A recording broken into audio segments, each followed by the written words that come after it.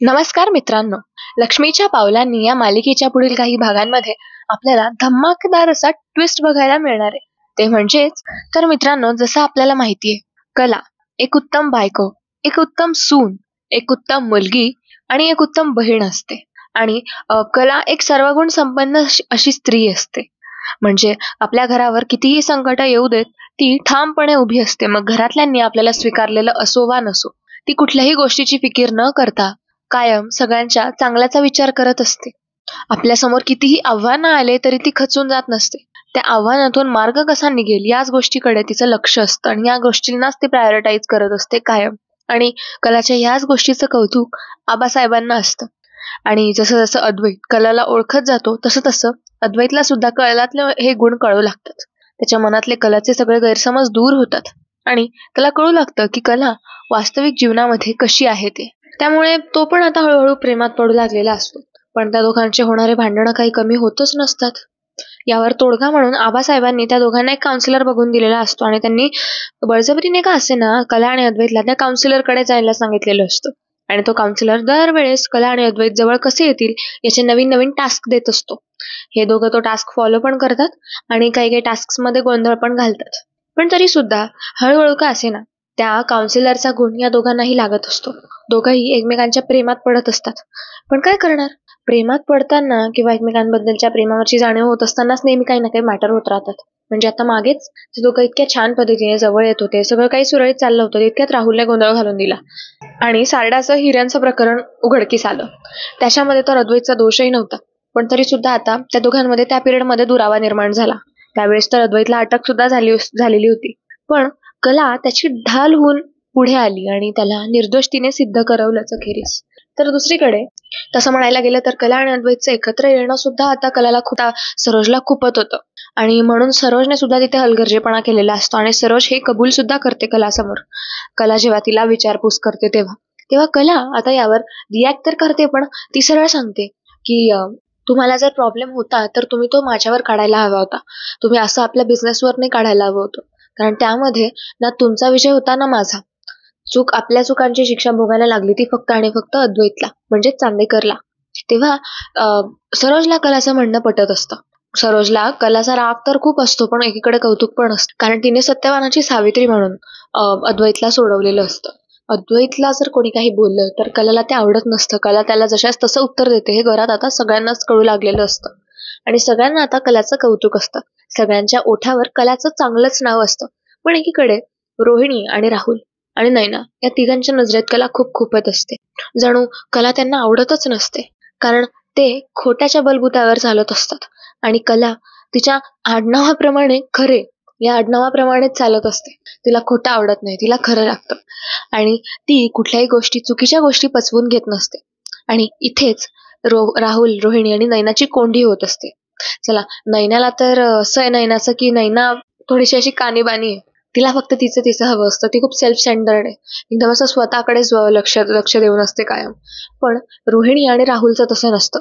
ते स्वतः तर सेल्फ सेंटर्ड असतातच, पण त्यांच्यात स्वार्थ हा कुठून भरलेला असतो. त्याचबरोबर समोरच्याची बर्बादीचा विचार करणारे हे दोघं असतात.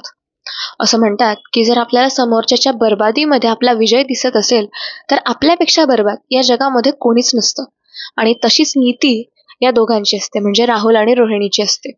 कलाला राहुलवर संशय असतो, पण आता कलाचा संशय ज्या वेळेस खरा ठरतो, म्हणजे जेव्हा ती राहुलच्या रूम मध्ये ती चिठ्ठी बघते तेव्हा कलाला प्रचंड राग आलेला असतो. तिने राहुलला ताकीदही दिली असते की तू वेळीच सुधार, नाहीतर सगळ्यांसमोर तुझी वास्तविकता आणेन. तेव्हा राहुल तिला म्हणतो की आण, तुला काय करायचंय ते कर, पण मी इमोशनल ब्लॅकमेल करत सगळ्यांना पुन्हा माझ्या बाजूने आणून घेईन. तेव्हा आता कलासमोर हेच खूप मोठं आव्हान असतं. कारण राहुल परत परत एकच वाक्य बोलत असतो की मी चांदेकर नाहीये, मी खडतरे आहे, म्हणून भेदभाव करतेस ना, असं तसं. आता हा स्ट्रॉंग पॉइंट राहुलकडे असतो. त्यामुळे राहुलची बाजू ना अशी वरती उंचावलेली असते आणि कलाची बाजू जर अशी पडती झालेली असते, कारण कलाला या सगळ्यावर ऑब्जेक्शन उचलता येत नसतं. पण तरी पण कलाने मनाशी निर्धार केलेला असतो आणि ती देवी आईला प्रार्थना करत म्हणते, आई अंबाबाई, या सगळ्यातून, या राहुलच्या कसाट्यातून घरातल्या भोळ्या लोकांचं रक्षण कर. अद्वैत खूप भोळा आहे. तो नीतिप्रिय आहे, नीतिमत्ता जपून चालणारा माणूस आहे. तो आपल्या भावाला खूप जीव लावतो, पण त्याच्यासमोर आज ना उद्या का असेना या गोष्टीची सत्यता येऊ दे की त्याचा भाऊच त्याला फसवतोय, त्याचा भाऊच त्याची फसवणूक करतोय. कारण या सगळ्याचा अद्वैतला त्रास तर होणारच आहे. पण काय करणार? त्रास होईल तो आज होईल. उद्या उठून काहीतरी मोठं भलतं-सलतं झाल्यावर त्रास होण्यापेक्षा आत्ताचा त्रास हा चालून जाणारा आहे. असाच कलाचा कायम प्रयत्न असतो. पण अद्वैत एकीकडे खूप असा भावावर विसंबून असतो. नाही, माझा भाऊ असाच आहे, माझा भाऊ तसाच आहे. कलाच्या समोर हे खूप मोठं आव्हान असतं की या सगळ्या प्रकरणातला जो कल्प्रिट खरा जो दोषी आहे तो राहुल, त्याची खरी बाजू ही सगळ्यांसमोर कशी आणायची ते. तर दुसरीकडे आता कलासमोर आणखीन एक आव्हान असतं, ते म्हणजेच कला आणि अद्वैत दोघं जेव्हा एकमेकांच्या रूममध्ये असतात आणि आबासाहेबांनी जेव्हा त्या दोघांसाठी सरप्राईज प्लॅन केलेलं असतं, तेव्हाच कला आणि अद्वैतच्या रूमला आग लागलेली असते. तर मग ही आग लावण्याचा प्रयत्न कोणी केलेला असतो हे सुद्धा कलाला शोधून काढायचं असतं. तर दुसरीकडे आता कलासमोर आणखीन एक आव्हान असतं, ते म्हणजे सोहम आणि अनामिकाचं होणारं नेहमीचं भांडण. कला सोहमच्या अशा बदलत्या वागण्याचा विचार पण खूप करत असते. ती अद्वैतला सुद्धा सांगते आणि अद्वैत सुद्धा विचार करत असतो की सोहम असा कधीच नव्हता. तो आता असं वागायला लागलेला आहे. तो त्याच्या मॅरिटल लाईफमध्ये खुश नसेल म्हणून असं होतंय का? कारण अनामिका तर असंच सांगते की तो चुकीचा वागतो किंवा त्याचं चुकतं, हे होतं ते होतं. मग खरंच सोहम या सगळ्यामध्ये चुकीचा असेल का? या प्रश्नांचे उलगडे काही होत नसतात. तर दुसरीकडे त्या दिवशी सोहम जेव्हा पिलेला असतो त्याच दिवशी त्याला ही घेऊन आलेली असते, काजू घरी घेऊन आलेली असते. त्यावरून पण घरी खूप मोठं भांडण होतं आणि सगळे काजूला खूप बोलतात. कलासमोर हे सुद्धा एक आव्हान असतं की काजलला निर्दोष सिद्ध करायचं, कारण सगळे बोलणारे टपूनच बसलेले असतात. तेव्हा आता कला या सगळ्यातून पहिले कुठल्या गोष्टी मध्ये पडायचा आणि कुठल्या गोष्टीचा शोध लावायचा या विचारत असते. इतक्यात आता कला अनामिकाच्या खोलीसमोरून पास होत असते आणि इतक्यात अनामिका आणि सोहमचं भांडण कलाच्या कानावर पडतं आणि कला ते ऐकते, ज्यामध्ये सोहम अनामिकाच्या प्रचंड विनवण्या करत असतो. तो म्हणतो की अगं अनामिका, जे काही झालं त्यासाठी मला माफ कर आणि आय अग्री, हे सगळं चुकीचं चाललंय, हे सगळं जे होतंय ते खूप चुकीचं आहे, पण मी काय करू? माझा स्वतःवर ताबाच राहत नाही आणि तू बोलतेच अशी की ज्याने मी ट्रिगर होऊन जातो, ज्याने मी खूप संतापात येऊन जातो. तू तुझं बोलणं का नाही कमी करत? तेव्हा आता यावर अनामिका म्हणते की अरे सोहम, हे बघ, मला तुझ्या पानसट आणि बोरिंग गोष्टींसाठी ना वेळ नाही अजिबात. आणि अरे, किती किती छळतोस तू, मला माहितीये का, दारूच्या नशेत. आता अनामिका हे सगळं खोटं आणि साटलोटं रचत असते हे कलाला कळतं. कारण अनामिका जेव्हा सोहमला हे सगळं सुनावत असते तेव्हा त्याच्या चेहऱ्यासमोर असा बिचारापणाचा चेहरा करत असते. पण याच जागी आता अनामिका सोहमच्या मागे लगेच चिडका चेहरा रिप्रेझेंट करत असते आणि हसणारा चेहरा रिप्रेझेंट करत असते. म्हणजे अनामिका सोहमसोबत बोलताना अगदी चिडका आणि असा सॅड चेहरा दाखवत असते, पण लगेच त्याच्या मागे तीच त्याच्यावर हसत असते. आणि आता कला हे सगळं बघून गेले. तेव्हा कलाला या सगळ्या गोष्टींवर संशय येतो. कला विचार करते की अनामिका हे सगळं का करत असेल? अनामिका हे सगळं जाणून बुजून करत असेल का? कारण ती त्याच्याशी बोलताना अगदी भावुक एक्सप्रेशन दाखवते आणि लगेच त्याच्या मागे असं त्यालाच हसत असते. म्हणजे हे सगळं काय चाललेलं असेल बरं? हा प्रश्न कलाला असतो. तर दुसरीकडे आता मागून अद्वैत येतो आणि म्हणतो, खरे अगं, तू इथे काय करतेस? तुला काही मॅनर्स आहे की नाही? असं कोणाच्या गोष्टी ऐकतात का? तेव्हा कला म्हणते, अरे चांदेकर, हे बघ, मी कोणाच्या गोष्टी ऐकत नव्हती, पण मी आता जे काही बघितलं ते खूप विचित्र होतं. तेव्हा अद्वैत म्हणतो, आता काय बघितलं तू डिटेक्टिव्ह खरे मॅडम? तेव्हा आता कला सगळा प्रकार अद्वैतला सांगू लागते. कला सांगते की अरे चांदेकर, हे बघ, सोहम आता जो काही घडलेला प्रकार होता, म्हणजे तो त्याने चुकीचंच केलं, ठीक आहे. म्हणजे माणूस जर आपल्या चुका करतो, हे म्हणजे ठीक आहे, निसर्गाचा नियम आहे की माणूस चुका करतो, पण चुका माणसाच्या तेव्हा माफ होण्याला योग्य असतात किंवा माणूस माणूस तेव्हाच म्हणतो जेव्हा तो त्याच्या चुका मान्य करतो. बरोबर आहे ना? तेव्हा अद्वैत म्हणतो, हो, अगदी खरं आहे. म्हणजे माणूस जर त्याच्याकडनं झालेल्या चुका मान्य करत, जर त्याला खरंच त्या चुकांचा पश्चात्ताप असेल ना, तर ही सुद्धा खूप मोठी गोष्ट असते. आपण केलेली चूक मान्य करणं सुद्धा खूप मोठी गोष्ट असते, असं आईच मला लहानपणापासून शिकवते. तेव्हा कला म्हणते की करेक्ट. मग आता सेम इथे पण होतात ना, मी बघितलं. तेव्हा अद्वैत म्हणतो, काय झालंय, मला जरा नीट सांगशील? तेव्हा कला म्हणते की अरे, सोहमने जे काही केलं, जो काही प्रकार झाला, त्याबद्दल सोहम आता त्या अनामिकाची माफी मागत होता. तिला सांगत होता की खरंच जे काही झालं ते खूप चुकीचं होतं, मला माफ कर म्हणून. आणि तो त्याची बाजू सुद्धा मांडत होता, काजल बद्दल सुद्धा. आता यावर अनामिका त्याला माफ करायचं सोडलं आणि त्याच्या चुका त्याला गिनवत होती. बरं ठीक आहे, चुकाही गिनवू दे, ठीक आहे, त्यांचं नवीन नवीन लग्न झालेलं आहे म्हटल्यानंतर मुली आजकालच्या असतातच बालिश. पण अरे, ती त्याच्या तोंडावर रडण्याचं नाटक करत होती, चिडण्याचं नाटक करत होती, आणि जेव्हा ती त्याच्याकडे पाठ करत होती तेव्हा त्यालाच हसत होती. ती त्याच्या भोळेपणाचा फायदा घेत होती असं वाटत होतं मला. अरे अक्षरशः हसत होती ती त्याच्यावरच. म्हणजे आपला सोहम उगाचच या सगळ्या गोष्टींच्या आहारी जात नाहीये, तर त्याला अनामिका मॅनिपुलेट करते चांदेकर. कळतंय का तुला? यावर आता अद्वैत म्हणतो की अगं पण हो, हा त्यांचा दोघं नवरा बायकोंच्या मधला प्रश्न आहे. यामध्ये बोलून बोलून आपण तरी काय बोलू शकणार आहे? तेव्हा कला म्हणते की करेक्ट आहे. आपल्याला काहीतरी मार्ग या सगळ्यातून काढावा लागणार आहे. खरे चांदेकर. तेव्हा आता अद्वैत म्हणतो खरे, पण अगं तू शुअर आहेस ना की या सगळ्यामध्ये अनामिका मुद्दाम हे सगळं करते ते? यावर कला आता म्हणते की अरे चांदेकर, मला खोटं बोलून काय मिळणार आहे? मी 100% सांगते की या सगळ्यामध्ये अनामिका काहीतरी वाकडं वेडं करते. आणि आणि आपल्या सोहमच्या अचानक दारू प्यायला लागण्यामागे पण अनामिकाचा हात असावा. कारण अरे लग्न झाल्यापासून तू बघतोयस का, सोहमचा चेहरा कायम पडलेला असतो. सोहम कधी खुश दिसतच नाही. सतत त्याला काही ना काही झालेलं असतं. या सगळ्याचा अर्थ काय बरं वेगळा लागणार आहे? तोच तर अर्थ लागतो ना. तेव्हा अद्वैत म्हणतो खरे खरंय तुझं. बरं ठीक आहे, आपण घेऊया या सगळ्या गोष्टींचा तपास. असं म्हणत आता ते दोघंही खाली जेवणाला जात असतात. रात्री आता सगळे जेवणाला खाली जमलेले असतात. तेव्हाच आता सगळेजण गुण्यागोविंदाने जेवण वगैरे करतात. आणि आबासाहेब म्हणतात काय रे अद्वैत, काम वगैरे व्यवस्थित चाललंय ना तुझं सगळं? तेव्हा आता अद्वैत म्हणतो हो आबा, अगदी संपतच आलंय. तेव्हा आता आबा म्हणतात कले, तू सुद्धा आता चांगलीच कंबर कसून घे. तुझ्यावरचा आता कामाच्या जबाबदाऱ्यांचा व्याप आणखीनच वाढणार आहे. तू काय आणि सरोज काय. तेव्हा आता इतक्यात राहुल म्हणतो, रोहिणी म्हणते म्हणजे म्हणजे एवढं काय काम वाढणार आहे या दोघं सासू सुनांचं? तेव्हा आता आबासाहेब म्हणतात की अगं, मी आता कला आणि सरोजला आपल्या नवीन डिपार्टमेंटमध्ये, जे आपण आपल्याच इथे आपल्याच कंपनीचं नवीन डिपार्टमेंट चालू करतोय ना, डिपार्टमेंटची सगळी जबाबदारी मी कला आणि सरोजला द्यायचं ठरवलेलं आहे. तेव्हा आता हे ऐकून रोहिणीचा अगदी तिळपापड होत असतो. रोहिणी म्हणते काय? इतक्यात राहुल जेव्हा हे ऐकतो तेव्हा राहुललाही अगदी प्रश्न पडतो की हे सगळं कसं काय झालं. तर दुसरीकडे नैनाचा जर जळफळाटच होत असतो.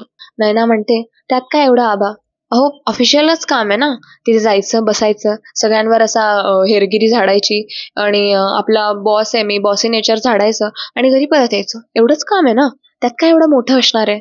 आणि कलाला ते चांगलंच जमतं. समोरच्याला त्याची लायकी कशी दाखवून द्यायची, समोरच्याला नेहमी ओरडतच काय बसायचं. कलाच्या तर डाव्या हाताचा खेळ आहे हा, हो ना कला? तेव्हा आता जेव्हा नैना हे सगळं बोलत असते तेव्हा आबा म्हणतात की हे बघ नैना, जर आपल्याला एखाद्या गोष्टीबद्दल माहित नसतं ना, तर माणसाने बोलू नये. तिथे जाऊन बसणं आणि सगळ्यांवर हेरगिरी झाडणं एवढंच काम नसतं तिथे. अगं कला आपल्या कंपनीला डिझाईन्स प्रोव्हाइड करते. तिच्या डिझाईन्सला विशेष पसंती असते. आणि आपली थीम सुद्धा तीच आहे की पारंपरिक दागिन्यांना आधुनिकतेची जोड. आणि कलाला तू कुठलंही काम दे, कला ते चोखपणे पार पडते. कामामध्ये एकही चूक सापडत नसते. असं तिचं काम आहे, म्हणून मी हा निर्णय घेतलेला आहे. यावर आता रोहिणी म्हणते आबा, अहो मला पटतोय तुमचा निर्णय, पण अहो कलावर एवढी जबाबदारी कशाला टाकताय, राहुल आहे ना. तेव्हा आता कलाला रोहिणीवर पण संशय येऊ लागतो. कला विचार करते की ही रोहिणी राहते राहते आणि मध्येच राहुल राहुल का करायला लागते. रोहिणी मॅडमचा विषय नक्की आहे तरी काय? असं तर नाही ना की राहुलला पाठिंबा रोहिणी मॅडमचा सुद्धा आहे असं. त्याचा याचा विचार आता कलाच्या डोक्यात चालू असतो. तेव्हा आबासाहेब म्हणतात की ते काही नाही, राहुलला ऑलरेडी एक डिपार्टमेंट, एक ब्रांच ऑलरेडी दिलेली आहे ना हँडल करायला. राहुलला ती करू देत. अगं हळूहळू कामं शिकू देत त्याला. एकाएकी जर त्याच्यावर लोड टाकला ना तर कंपनीचं नुकसान होईल, ते राहिलं, पण तो सुद्धा खूप फ्रस्ट्रेट होऊन जाईल. त्याला सुद्धा काही उमजणार नाही बघ. तर आता अद्वैत म्हणतो की अगं हो आत्या, आबा बरोबर बोलताय. त्याच्यावर जर एकाच वेळी एवढा मोठा व्याप वाढला ना तर तो डिप्रेस होऊन जाईल. आणि आता तर तो मार्केटमध्ये उतरलाय ना, त्याला हळूहळू एक एक गोष्ट शिकू देत. मग त्याला आपण हळूहळू नवीन नवीन गोष्टीशी इंट्रोड्यूस करू, नवीन नवीन गोष्टी देऊ त्याला. तू त्याची काही काळजी करू नकोस, मी आहे ना. तेव्हा आता रोहिणी म्हणते अरे हो, तू आहेस म्हणूनच मी निश्चिंत आहे रे अद्वैत एवढी. नाहीतर आता काय, कारभार नवीन लोकांच्या हातात जातोय म्हटल्यावर थोडंसं टेन्शन घेतच ना. तुम्ही तरी आहात तर तुम्ही आम्हाला जवळचं करता. नाहीतर काय, आता लोक आहेत असे बरेच की आमचं आडनाव खडतरे आहे म्हणून आम्हाला वेगळं वेगळं लेफ्ट आउट फील करून देणारे. तेव्हा आता आबासाहेब म्हणतात रोहिणी तुला जे बोलायचंय ते स्पष्ट बोल. इतक्यात सरोज म्हणते बरोबर बोलताय आबा तुम्ही. रोहिणी तुला काय म्हणायचंय, तुला अंतर कोण देणार आहे इथे? खडतरे आडनाव आहे म्हणून तुम्हाला अंतर देणारं कोण आहे इथे, मला जरा सांगतेस का? ना मी देणार, ना आबा देणार, ना अद्वैत देणार. अगं अद्वैत तर स्वतःच्या जीवापेक्षा जास्त त्याच्या दोघं भावांना जपतो. मग या घरामध्ये तुम्हाला असं खडतरे म्हणून वेगळं लेफ्ट आउट करणार आहे तरी कोण? कला? कलाच म्हणते ना तू. कला करून करून असं का करेल? तिच्या अद्वैतच्या शब्दाबाहेर नसते. मग कला असं वेगळं फील करून देईल असं वाटतंय का तुला? कलाच्या हातामध्ये नवीन डिपार्टमेंटचा कारभार आहे म्हणून आता तू इन्सिक्युअर वगैरे होतेस का? जरा स्पष्टच बोल ना. तेव्हा आता सरोजचं हे रूप बघून रोहिणी जरा घाबरते, म्हणजे घाबरते इन द सेन्स चवताळते. तिला असा प्रश्न पडतो की ही वहिनी अचानक हिच्या बाजूने एवढी चुरचूर का बोलायला लागलीये कलाच्या बाजूने? हिला झालेलं काय? तेव्हा रोहिणी आता लगेच हसत म्हणते, अगं बहिणी तसं नाही, कला असं कशाला करेल? कला ऑब्व्हियसली कलाच्या हातामध्ये कारभार असला तरी कला असं कशाला करेल? म्हणजे ठीक आहे, जे काही तिचं नेचर असेल, पण ती तुमच्या शब्दाबाहेर आहे का? आणि तू सुद्धा त्या डिपार्टमेंटमध्ये आहेस ना, मग मला कसलं टेन्शन आहे? ठीक आहे, अरे मी माझ्या मनातली गोष्ट बोलून दाखवली. एक खंत वाटते रे मला मनोमन. दुसरं काही नाही. माझ्या मुलाचं सुद्धा भलं व्हावं एवढंच चिंतन आहे माझं, बाकी काही नाही. म्हणून मी म्हणत होती की म्हणजे म्हणून मी तुम्हाला एवढं सगळं विचारलं. आता रोहिणीचं अडखळणं बघून कलाला आणखीनच रोहिणीवर संशय येत असतो आणि राहुल म्हणतो, अरे दादा, मामी, तुम्ही आईचं बोलणं एवढं मनावर घेऊ नका. आता ती पण एक आई आहे ना, काळजी तर वाटणारच. तेव्हा आता नैना तर नाकच मुरडत असते, कारण कलाला एवढं सगळं भेटत असतं ते कलाला तिला काही पचत नसतं. इतक्यात आता कला सुचवते की सरोज मॅडम, मला असं वाटतं की आता आपण ज्या नवीन डिझाईन्स करणार आहोत त्यासाठी आपल्याला मॉडेल्सची गरज पडेल. आणि नवीन नवीन आपल्याला व्हरायटीज सुद्धा बनवायच्या आहेत, तेव्हा मॉडेल्स तर लागतीलच लागतील, पण शिवाय आपल्याला नवीन सेटअप्स, गेटअप्स, त्यानंतर आपण कुठला पारंपरिक दागिना बनवतो याबद्दलची अजून माहिती सुद्धा लागेल. आणि ती माहिती आपल्याला मॉडेल्स कडून अधिक चांगली मिळेल. म्हणजे आपला तर निर्णय चोख असणारच आहे, पण मला असं वाटतं की आपण एकदा आपण आता जे नवीन मॉडेल्स बघू त्यांच्याशी या संदर्भात चर्चा करायला हवी. तेव्हा सरोज म्हणते, बरोबर बोलतेस कला तू, करूयात आपण. तेव्हा आता मॉडेल्स हे नाव ऐकताच नैनाचे डोळे चवताळतात आणि नैना कलाकडे बघू लागते. तेव्हा कलाच्या डोक्यात एक कल्पना येते. कला म्हणते, सरोज मॅडम, आपण बाहेरून मॉडेल्सना विचारण्यापेक्षा आपण नैनाताईलाच यामध्ये ऑफर करायची का? यावर आता अद्वैत आणि आबासाहेब म्हणतात, हो, ही आयडिया तर बेस्ट आहे, आपण हे सुद्धा करू शकतो. तेव्हा कला म्हणते की म्हणजे घरातल्या घरात आपल्याला नैनाताईची मॉडेलिंग सुद्धा मिळून जाईल आणि 4 ठिकाणी नैनाताईचं सुद्धा नाव होईल. म्हणजे आपल्याच इथली, आपल्या चांदेकर ज्वेलर्सची नाव लौकिकता आणखीनच वाढेल. म्हणजे लोक म्हणतील की चांदेकरांच्या घरातली सूनच चांदेकरांच्या या ज्वेलरीला, चांदेकरांच्या कंपनीला रिप्रेझेंट करते. म्हणजे सगळीकडून अजून आपल्याला नावलौकिकता मिळेल, सगळीकडे आपली प्रसिद्धी आणखीनच वाढेल. तेव्हा आता आबासाहेब म्हणतात, हे म्हणजे अगदी बरोबर बोललीस बघ तू. तेव्हा आता नैना, जी आतापर्यंत कलाला विरोध करत होती, ती नैना म्हणते, हो हो हो कला, अगदी बरोबर आहे तुझं. यावर आता राहुल विरोध करत असतो. राहुल म्हणतो, काय बरोबर आहे? तुझं काय काम आहे इथे? ऑलरेडी तू बाहेर आपल्या कॉम्पिटिटर्स सोबत काम करून काय कमी नाचक्की केलेली आहेस का चांदेकरांची? आणखीन आता त्यामध्ये आडवा पाय घालतेस तर? यावर आता नैना म्हणते, अरे पण मी स्वतःहून थोडी बोलले, कलाच म्हणते ना. तेव्हा कला म्हणते, नाही राहुल, मला जे वाटतंय तेच योग्य आहे.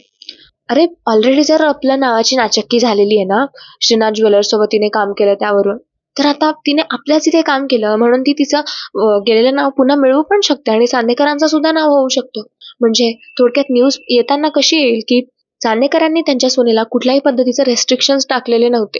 तिला कामाची स्वतंत्रता आहे. म्हणजे थोडक्यात चांदेकरांच्या घरामध्ये सुनांना त्यांच्या कामाची स्वतंत्रता दिली जाते. मग त्या स्वतःच्या इथे पण काम करू शकतात आणि बाहेर कुठेही त्यांच्या मनाने काम करू शकतात, कारण काम काम असतं. तेव्हा आता अद्वैत म्हणतो, करेक्ट आहे.